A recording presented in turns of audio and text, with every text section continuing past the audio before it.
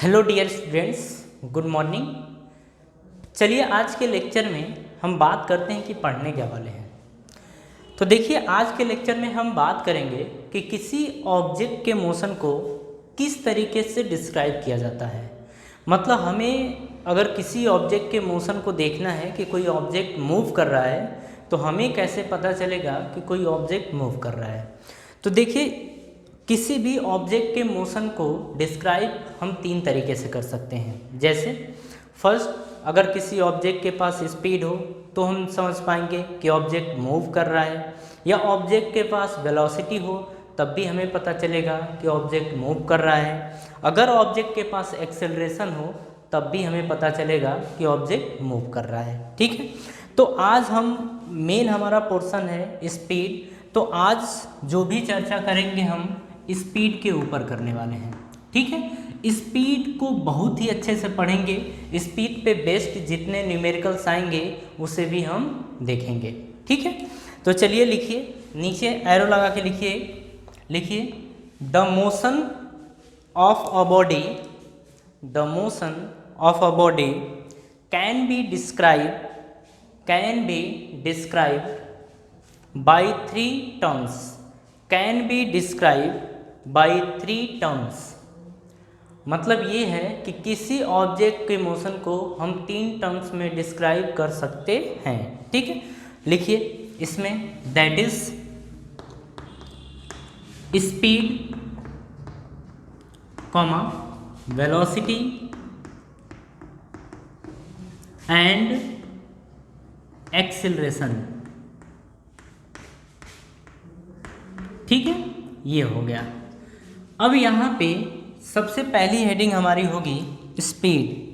तो सबसे पहली हेडिंग जाएगी स्पीड। अब हम ये समझेंगे कि स्पीड होती क्या है।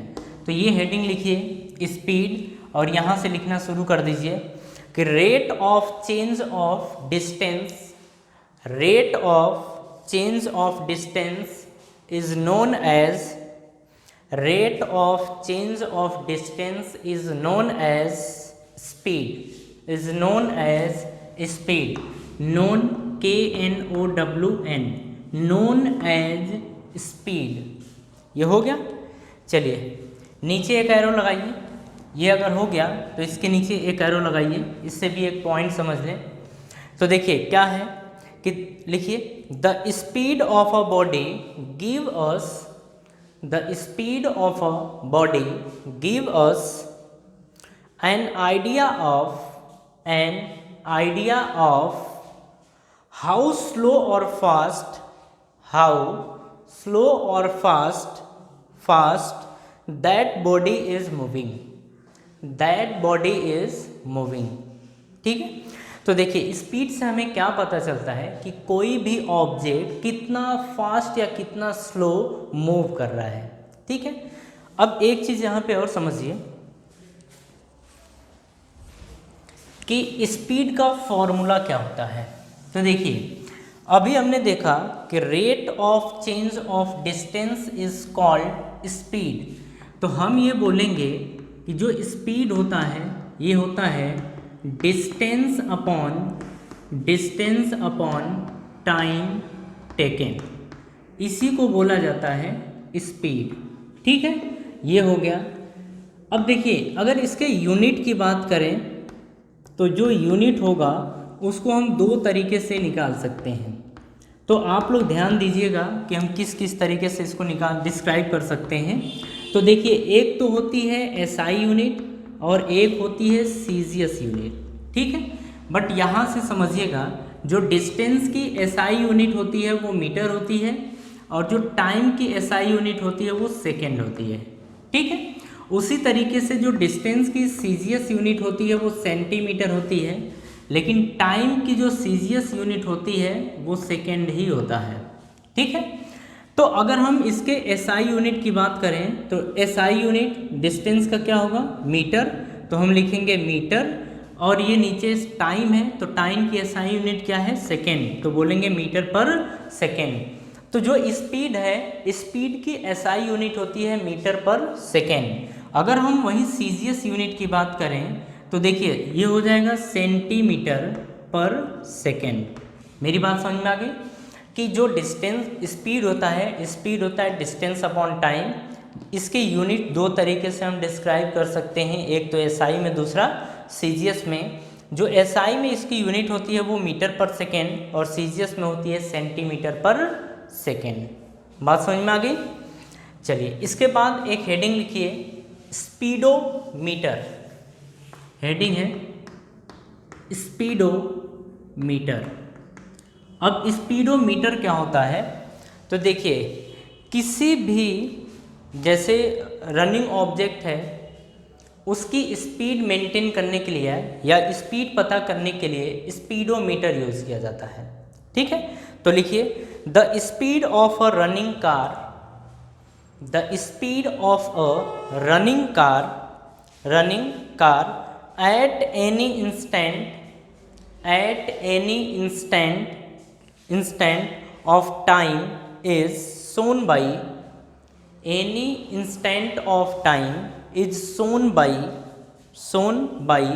an instrument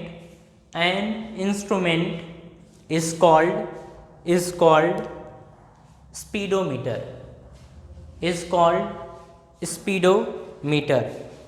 ठीक है। अब लिखिए ओडोमीटर, ODOMETER, ओडोमीटर। तो लिखिए इसके आगे, the distance travelled by a car, the distance travelled by the car is measured by an instrument, called odometer, ठीक है। अब इसमें इसके नीचे एक एरो फिर से लगाइए और लिखिए it records the distance in kilometre, it records the distance in kilometre.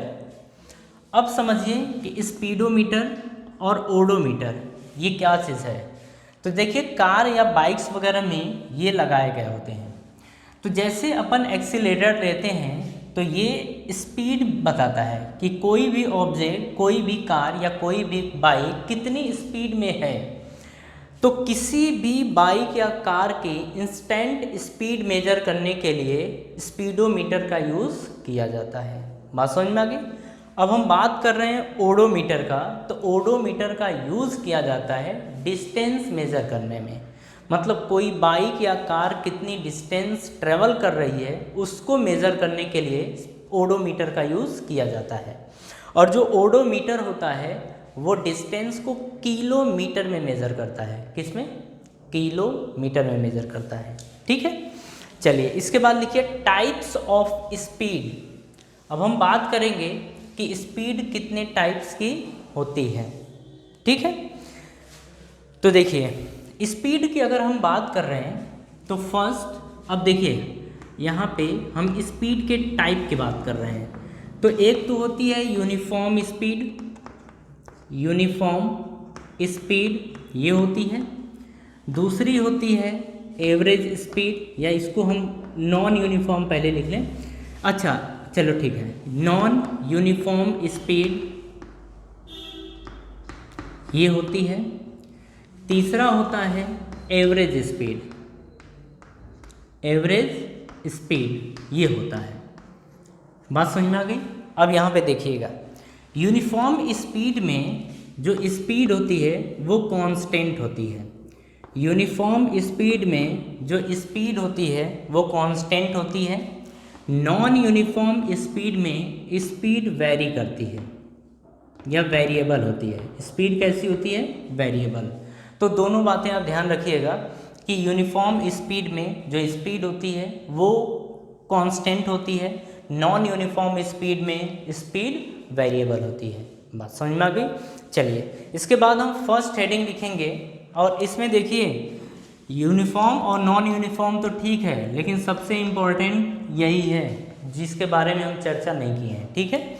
लिखिए यूनिफॉर्म स्पीड, फर्स्ट हेडिंग है हमारी यूनिफॉर्म स्पीड। अब इसमें लिखिए a particle is said to be, a particle is said to be in uniform said to be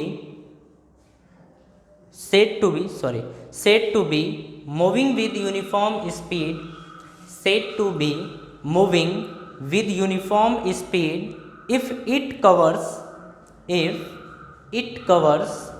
equal distance in equal interval of time, ठीक है। मतलब uniform speed में क्या होता है, जैसे समझिएगा।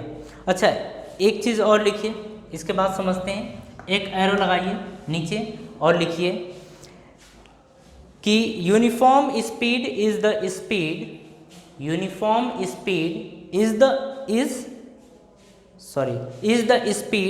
that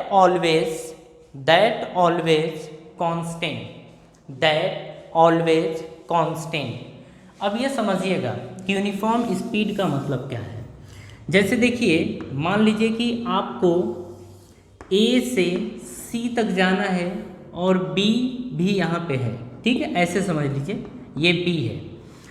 तो अगर कोई ऑब्जेक्ट है या कोई भी कार या बाइक है, हम ये मान ले रहे हैं कि A से B तक जाने में जो टाइम लग रहा है वो 5 सेकेंड लग रहा है या 5 मिनट लग रहा है, ठीक है। A से B तक जाने में 5 मिनट लग रहा है और A से B की डिस्टेंस हम सपोज कर लेते हैं x मीटर है, ठीक है।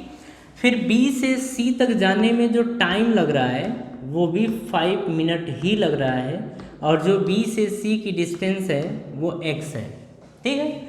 तो हम क्या बोल रहे हैं कि इक्वल टाइम इंटरवल में अगर इक्वल डिस्टेंस ट्रेवल होता है या इक्वल डिस्टेंस कवर होता है तो इस टाइप के मोशन को बोला जाता है यूनिफॉर्म मोशन।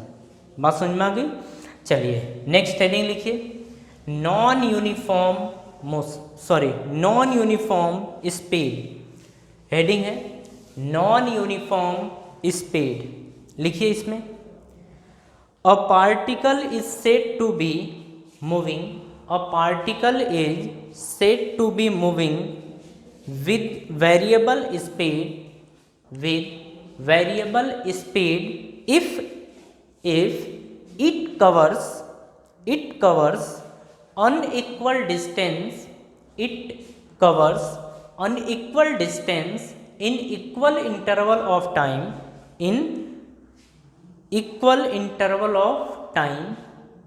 ठीक है। समझिएगा इसको, वेरिएबल स्पीड को समझिएगा।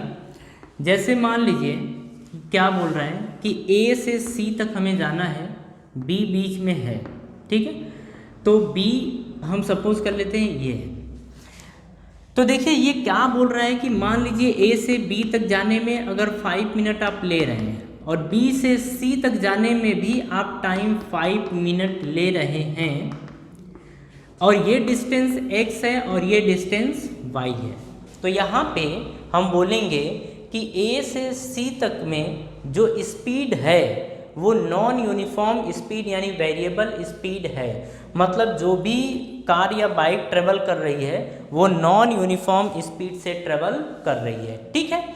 क्यों? क्योंकि देखिए इक्वल टाइम इंटरवल में अनइक्वल डिस्टेंस कवर हो रहा है, इसीलिए हम बोलेंगे कि जो ये स्पीड है वो नॉन यूनिफॉर्म स्पीड है। बात समझ में आ गई? चलिए इसके बाद थर्ड हेडिंग है एवरेज स्पीड। इसके बाद हेडिंग आपकी है एवरेज स्पीड।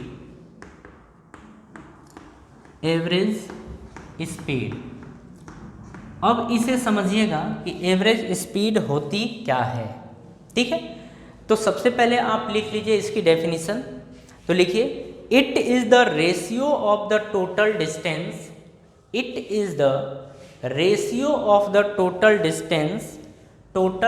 डिस्टेंस ब्रैकेट में डी, टोटल डिस्टेंस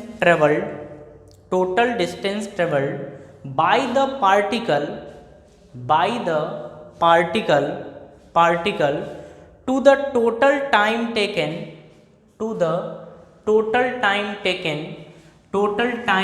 टेकन को ब्रैकेट में टी कर लेना, in which this distance is traveled,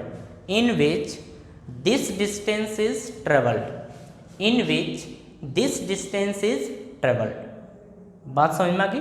तो ये था एवरेज स्पीड। अब देखिए एवरेज स्पीड को क्या बोला गया है कि जो एवरेज स्पीड होता है वो होता है टोटल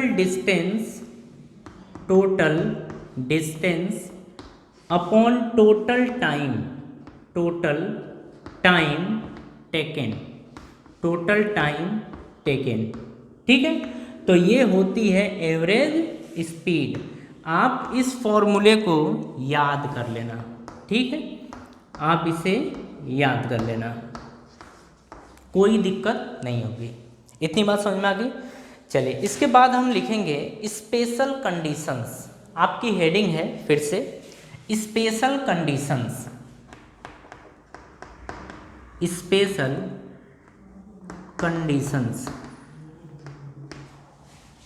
स्पेशल कंडीशन में आप फर्स्ट कंडीशन लिखेंगे। अच्छा, अगर हम स्पेशल कंडीशंस लिखवा रहे हैं तो इसका भी मतलब है कि अगर एवरेज स्पीड से रिलेटेड आपसे कोई भी क्वेश्चन आता है तो आपसे 110% हो जाएगा। बस ये स्पेशल कंडीशन आप ध्यान रखिएगा कि क्या दिए होगा तो क्या कैलकुलेट करेंगे कि एवरेज स्पीड कैलकुलेट हो जाए। ठीक है, तो इसमें फर्स्ट लिखिए when an object covers distance S1, S2, S3, ये S1, S2, S3 करते करते Sn with a speed V1, V2, V3, Vn। उसके बाद देन अब देखिए हमें ये चीज़ गिवन है और हमें कैलकुलेट करना है एवरेज स्पीड। आप एक फॉर्मूला याद रखिएगा कि V average is equal to होता है total distance upon total time taken. बस इसी फॉर्मूले के बेस पे हम ये कंडीशंस प्रूफ करेंगे। ठीक है, या कंडीशंस देखेंगे। तो देखिए हमें टोटल डिस्टेंस तो दे रखी है, मतलब डिस्टेंस तो दे रखी है S1, S2, S3। हमें चाहिए टोटल मतलब डिस्टेंस चाहिए और टाइम चाहिए, डिस्टेंस चाहिए और टाइम चाहिए, यही चाहिए। तो देखिए अगर हम टोटल डिस्टेंस की बात करेंगे तो total distance is equal to आ जाएगा S1 plus S2 plus S3 से लेके Sn। ध्यान से समझिएगा। ठीक है, हम ये बोलते रहे हैं कि जो पार्टिकल है वो S1, S2, S3, Sn ये डिस्टेंस ट्रेवल कर रहा है V1, V2, V3 और Vn इस स्पीड से। तो हमसे पूछ रहा है कि एवरेज स्पीड बताइए कितना होगा या एवरेज स्पीड कैसे कैलकुलेट करेंगे। ठीक है, अब देखिए यहाँ से हमें टाइम निकालने की ज़रूरत है, तो इन दोनों की हेल्प से हम टाइम निकालेंगे।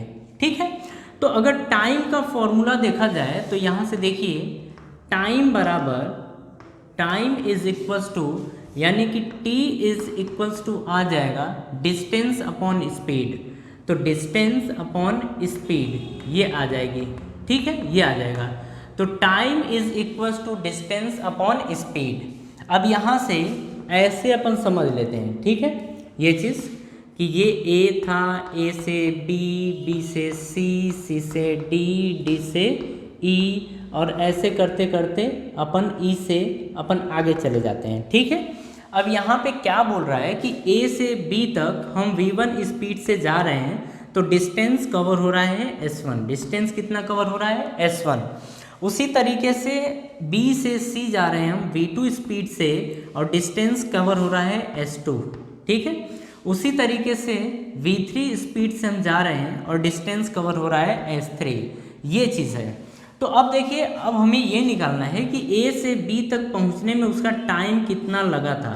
तो हम मान लेंगे T1। B से C तक पहुंचने में टाइम कितना लगा था तो हम मान लेंगे T2। उसी तरीके से C से D तक पहुंचने में कितना टाइम लगेगा तो हम मान लेंगे T3 के बराबर। ठीक है, उसी के तरीके से इधर कहीं आ जाएगा Tn। मेरी बात समझ में आई? तो अब हमें निकालना है T1। तो T1 इज इक्वल्स टू, अब देखिए यहाँ पे दिया है A से B तक में S1 और V1 दिया है, तो T is equals to D upon S, मतलब डिस्टेंस अपॉन टाइम होता है। तो T1 is equals to distance A से B तक की डिस्टेंस कितनी है S1, टाइम कितना लगा है, सॉरी स्पीड कितनी है V1, तो ये आ गया। मतलब A से B तक पहुंचने में टाइम लगा है T1 और T1 की वैल्यू है S1 अपॉन V1।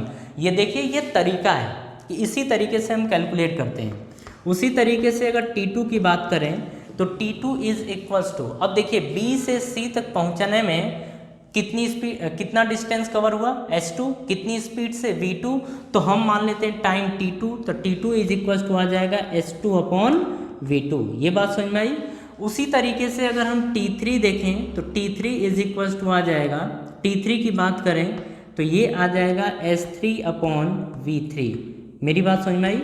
इसी तरीके से अगर हम Tn की बात करें तो Tn बराबर आ जाएगा Sn अपॉन Vn, ये आ जाएगा।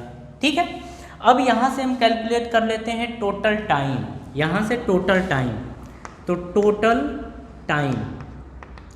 टोटल टाइम का मतलब कि T1 plus T2 plus T3 plus Tn, ये टाइम लगा है।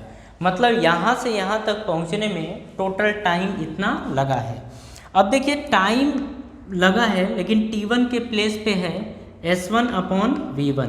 देखिए T1 बराबर S1 अपॉन V1 है, प्लस T2 के प्लेस पे हम देखेंगे तो S2 अपॉन V2 ये है, प्लस T3 के प्लेस पे देखेंगे तो S3 अपॉन V3 ये दे रखा है।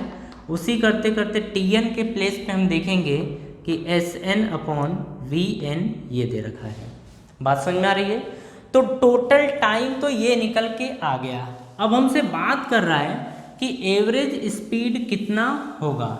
एवरेज स्पीड कितना होगा तो हम लिखेंगे V average is equals to total distance. तो total distance is S1 plus S2 plus S3 ऐसे करते करते Sn अपॉन टोटल टाइम। तो total time is S1 upon V1 plus S2 upon V2 plus S3 upon V3। आप ये बीच में ऐसे लिख लीजिए, प्लस ऐसे dot dot Sn upon Vn, ये आ गया हमारी एवरेज स्पीड। तो देखिए कभी भी क्वेश्चन में अगर इस तरीके से दिया गया है कि बोल रहा है कि कोई पार्टिकल है वो S1 S2 S3 की S3 डिस्टेंस कवर कर रहा है V1 V2 V3 स्पीड से, तो बताइए एवरेज स्पीड कितनी थी। तो उसमें हम सबसे पहले निकालेंगे टाइम, क्योंकि हमें टाइम की ज़रूरत पड़ेगी। तो जब टाइम निकल के आ जाएगा तो टाइम से अपन टोटल डिस्टेंस में डिवाइड कर देंगे तो मिल जाएगा हमें एवरेज स्पीड। बात समझ में आ गई? तो ये तो एक कंडीशन थी। अब हम सेकेंड कंडीशन की बात करेंगे। मतलब कंडीशन यही है, इसमें एक और पॉइंट है, हम उसकी भी अपन बात कर लेते हैं। ठीक है, तो देखिए अब क्या दिया गया है। अब क्वेश्चन एक देख लेते हैं, क्वेश्चन की तरह से है ये। तो देखिए यहाँ पे बोल रहा है ये कि जैसे कोई पार्टिकल है वो A से B तक जा रहा है और फिर B से C तक जा रहा है। ठीक है, A से B तक की जो डिस्टेंस है वो S है। B से C तक की डिस्टेंस भी हम मान लेते हैं कि S के बराबर है। ठीक है, ये है।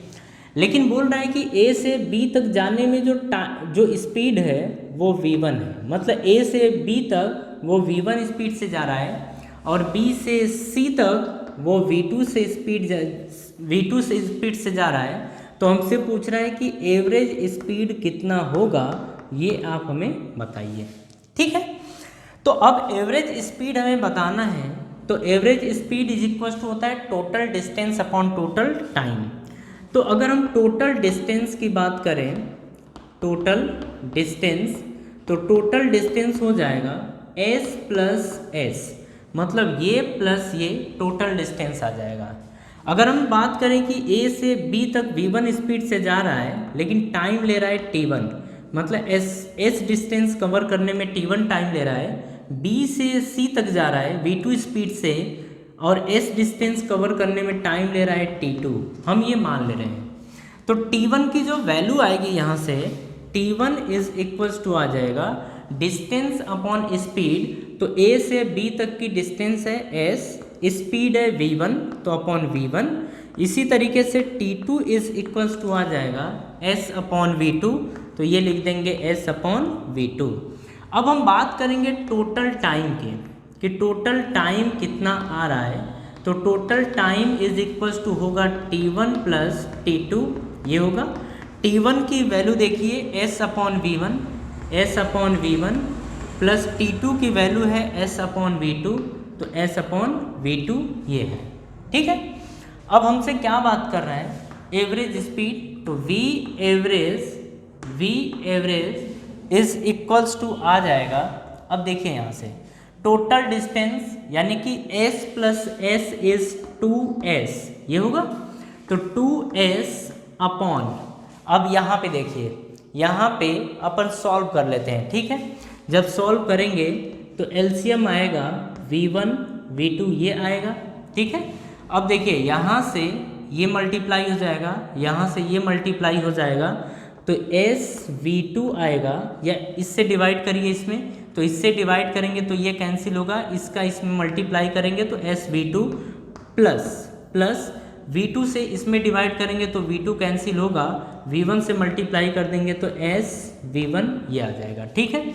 यहाँ से देखिए S कॉमन हम ले सकते हैं, तो S कॉमन ले लिया तो अंदर बचा V1 प्लस V2, ये बचा, नीचे आ गया V1 V2। मेरी बात समझ में आपको आ रही है, ये आ जाएगा। अब इसको उठा के यहाँ पुट कर दीजिए तो आएगा S V1 plus V2 upon V1 V2 ये आएगा, ठीक है। तो देखिए एक बात आपको ध्यान रखनी होगी, ये केवल 2S था, तो 2S को अपन लिख सकते हैं 2S अपॉन 1, ये हम लिख सकते हैं, ठीक है। जब ये हम लिख सकते हैं तो इसको हम अब लिखेंगे, तो इसको लिखेंगे 2S अपॉन 1 अपॉन में ये देखिए दिया है S V1 plus V2 upon V1 V2 ये दिया है। तो देखिए यहाँ पे बीच का बीच में मल्टीप्लाई होता है और नीचे का ऊपर मल्टीप्लाई होता है, ठीक है। बीच का बीच में मल्टीप्लाई होता है और नीचे का ऊपर मल्टीप्लाई होता है, ये पोर्शन हम इरेज कर दे रहे हैं, ठीक है। तो देखिए अगर ये होता है तो इसे हम लिख क्या सकते हैं कि V average is equals to, ये अब आ जाएगा, देखिए ऊपर ये रहेगा तो 2S इंटू ये ऊपर चला जाएगा तो V1 V2 अपॉन नीचे 1 से मल्टीप्लाई हो जाएगा तो 1 into S V1 plus V2 ये आ जाएगा, ठीक है। देखिए S से S कैंसिल हो गया तो V एवरेज आ गया है आपका 2V1 V2 upon V1 plus V2, ये एवरेज स्पीड आ गया। मतलब बस आप ना तरीका याद रखिएगा कि क्या दिया होगा तो क्या चीज़ कैलकुलेट करेंगे, ठीक है, कि हमारी एवरेज स्पीड कैलकुलेट हो जाए। इसे कॉपी करिए।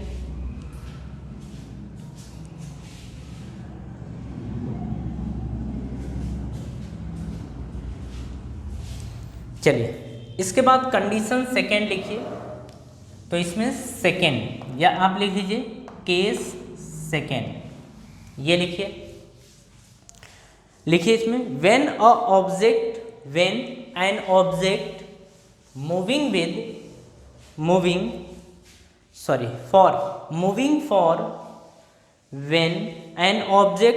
फॉर T1, T2 ऐसे T1, T2, T3 से Tn with speed V1, V2, V3 से लेके Vn, देन देन के बाद अब हमें निकालना है एवरेज स्पीड। तो देखिए यहाँ पे दिया गया है कि अगर आपको टाइम दिया हो और स्पीड दिया हो तो किस तरीके से आप एवरेज स्पीड कैलकुलेट करेंगे, ये उसके बारे में पूछ रहा है। ठीक है, तो देखिए एवरेज स्पीड जो होता है, एवरेज स्पीड जो होता है वो होता है total distance upon total time taken, ये होता है। ठीक है, अब देखिए हमें अगर टोटल टाइम की बात करें तो टोटल देखिए ये टाइम लिया गया है T1 T2 T3 Tn, तो हम टोटल टाइम तो पा जाएंगे, इन सबको ऐड कर देंगे टोटल टाइम मिल जाएगा, लेकिन टोटल डिस्टेंस नहीं मिलेगा। तो टोटल डिस्टेंस के लिए अब इन दोनों की हेल्प से पहले हमें डिस्टेंस निकालनी पड़ेगी और सभी डिस्टेंस को हम ऐड कर देंगे तो टोटल डिस्टेंस हमें मिल जाएगा। ठीक है, देखिए ये जो तौर तरीके हैं ना, यही न्यूमेरिकल में हेल्प करेंगे। मतलब इस चैप्टर में बेहतर से बेहतर एवरेज स्पीड का अगर क्वेश्चन आ जाता है तो आपसे 110% हो जाएगा। ठीक है, अब देखिए इसमें किस तरीके से इसको किया जाएगा। तो जैसे ये मान लेते हैं कि A से B तक आप पहुँचे, B से C तक पहुँचे, C से D तक पहुँचे और उसी तरीके से करते करते आगे आपने पहुँचे। ठीक है, तो देखिए A से B तक टाइम जो लगा है वो T1 और जो स्पीड थी वो V1, मतलब A से B तक पहुँच रहा है V1 स्पीड से और टाइम ले रहा है T1 के बराबर। ठीक है, फिर B से C तक पहुंच रहा है, टाइम स्पीड V2 है और टाइम ले रहा है T2। उसी तरीके से C से D जा रहा है और स्पीड है V3 और टाइम ले रहा है T3। मेरी बात समझ में आ रही है? उसी तरीके से आगे Tn टाइम है और Vn स्पीड है। अब एवरेज स्पीड हमें बताना है। ठीक है, तो देखिए हमें टोटल टाइम, अगर हम टोटल टाइम की बात करें तो total time is equals to, अब यहाँ से आ जाएगा T1 plus T2 plus T3 से लेके Tn, ये आ जाएगा। ठीक है, टोटल टाइम। लेकिन अगर हम टोटल डिस्टेंस की बात करें तो total distance is equals to, हम मान लेंगे S1 plus S2 plus S3 से लेके प्लस Sn, ये टोटल डिस्टेंस आ जाएगा। बात समझ में आ रही है? अब यहाँ से देखिए आप, हम बोल रहे हैं कि A से B तक जा रहा है, T1 टाइम ले रहा है V1 स्पीड से, तो हम ऐसा मान लेते हैं कि A से B तक पहुँच रहा है तो वो S1 डिस्टेंस कवर कर रहा है। उसी तरीके से V2 स्पीड से T2 टाइम में वो हम मान लेते हैं S2 डिस्टेंस कवर कर रहा है। उसी तरीके से C से D में S3 डिस्टेंस कवर कर रहा है और यहाँ पे Sn डिस्टेंस कवर कर रहा है। ठीक है, अब देखिए डिस्टेंस की बात करें तो distance is equal to speed into time होता है। Distance equal to speed into time, तो हम बोलेंगे distance is equal to speed into time, ये होता है। ठीक है, ये फॉर्मूला होता है। तो सबसे पहले हम डिस्टेंस निकालेंगे S1, तो यहाँ से S1 बराबर आ जाएगा। अब देखिए स्पीड कितनी है V1 और टाइम कितना है T1। स्पीड कितनी थी V1 और टाइम T1। उसी तरीके से S2, मतलब इसकी डिस्टेंस की बात करें कि B से C कितनी डिस्टेंस ट्रेवल किया गया है, तो हम लिखेंगे V2 और T2। इस तरीके से S3 लिखना चाहें तो लिखेंगे V3 T3, ये लिखेंगे। Sn लिखना चाहें तो लिखेंगे VN Tn, ये होगा। ठीक है, तो ये डिस्टेंस आ गई। तो टोटल डिस्टेंस की अगर बात कर रहे हैं तो सारे डिस्टेंसेस को अपन जोड़ देंगे तो ये आएगा V1 T1 plus V2 T2 plus V3 T3, ऐसे प्लस आगे VN Tn, ये आ जाएगा। ठीक है, तो टोटल डिस्टेंस ये आ गया। अब हम बात कर रहे हैं एवरेज स्पीड की, इसे हम इरेज करते रहें। तो V average is equal to total distance. तो टोटल डिस्टेंस कितना आ गया है, तो टोटल डिस्टेंस देखिए, टोटल डिस्टेंस ये दिया गया है, तो हम लिखेंगे यहाँ से टोटल डिस्टेंस के लिए V1 T1 plus V2 T2 plus ऐसे डॉट डॉट Vn Tn, ये हो जाएगा अपॉन में टोटल टाइम, तो टोटल टाइम मतलब T1 plus T2 plus T3, ऐसे करते करते करते Tn, ये आ गया हमारा एवरेज स्पीड। तो देखो टाइम, और अगर हमें टाइम और स्पीड दिया है, ठीक है, टाइम और स्पीड दिया है और हमसे एवरेज स्पीड पूछ रहा है, तो ये तरीका होता है कि हमें टाइम तो मिल जाएगा लेकिन टोटल डिस्टेंस के लिए हमें इस तरीके से कैलकुलेट करना होगा, ठीक है। उसके बाद जब टोटल डिस्टेंस मिल जाएगा तो आप फॉर्मूले में पुट कर देंगे तो हमें एवरेज स्पीड मिल जाएगी, ठीक है। अगर देखिए कहीं पे भी डाउट आपको होता है तो आप कमेंट बॉक्स में ज़रूर कमेंट करिए, ठीक है। अगर आपको इस पे भी नहीं हो पाता है, कमेंट नहीं कर पाते हैं, तो व्हाट्सएप पे अपनी बात शेयर कर दीजिए, उसका आपको 110% सॉल्यूशन मिलेगा, ठीक है। चलिए इसमें अब हम इसके आगे मूव करते हैं, क्या दिया गया है या किस चीज़ के बारे में बात करेंगे। तो देखिए इसमें भी वही केस चलेगा जिस तरीके से, मतलब एक स्पेशल केस है और उसे समझिएगा कि क्या चीज़ है। देखिए अब यहाँ पे हम सिंपली एक फॉर्मूला प्रूफ कर दे रहे हैं कि ये A से B तक जाना है और B से C तक जाना है, ठीक है। A से B तक और B से C तक हमें जाना है और हम बोल रहे हैं कि A से B तक में टाइम लग रहा है T, टाइम कितना लग रहा है T। B से C तक टाइम लग रहा है T, लेकिन A से B तक वो जो स्पीड है वो v1 स्पीड है, मतलब A से B तक v1 स्पीड से ट्रेवल कर रहा है और टाइम लग रहा है t के बराबर। उसी तरीके से B से C तक वो t टाइम ले रहा है और इसके पास स्पीड है v2, ठीक है।